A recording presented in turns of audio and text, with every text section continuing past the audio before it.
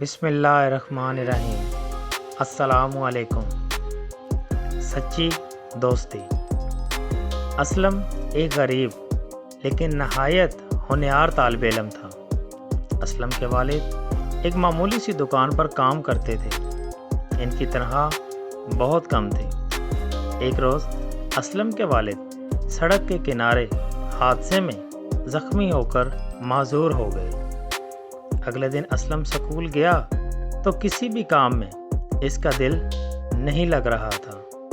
وہ سارا دن پریشان بیٹھا رہا۔ اسکول میں اسلم کا ایک دوست جواد تھا جو امیر گھرانے سے تعلق رکھتا تھا۔ اس کے دوست جواد نے جب اس کی یہ حالت دیکھی تو پوچھے بغیر نہ رہ سکا۔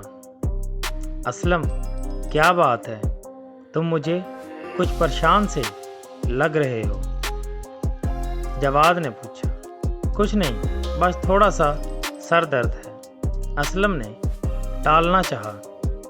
اگر کوئی پریشانی ہے تو مجھے بتاؤ، میں تمہارا مخلص دوست ہوں، میں ضرور تمہاری مدد کروں گا۔ جواد اسے اپنے دوست کی پریشانی دکھی نہ گئی تو اس نے پھر پوچھا۔ اسلم نے سوچا کہ وہ اگر جواد کو اپنا سارا مسئلہ بتا دے تو شاید اس کے دل کا بوجھ کچھ کم ہو جائے۔ اسلم نے اپنے ابو جان کے بارے میں ساری بات جواد کو بتا دی اور ساتھ یہ بھی بتایا کہ کام پر نہ جانے کی وجہ سے اس کے والد کو تنخواہ بھی نہیں مل رہی۔ جواد کو اسلم کے والد کے بارے میں سن کر بہت دکھ ہوا۔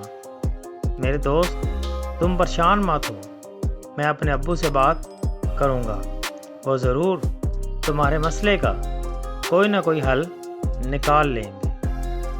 جواد نے اپنے گھر پہنچ کر اپنے ابو کو اسلم کے بارے میں سب کچھ بتا دیا۔ یہ سب کچھ جان کر جواد کے والد کا دل غم سے بھر گیا اور انہوں نے اسلم کی مدد کرنے کا فیصلہ کیا۔ اگلے روز اتوار کی چھٹی تھی۔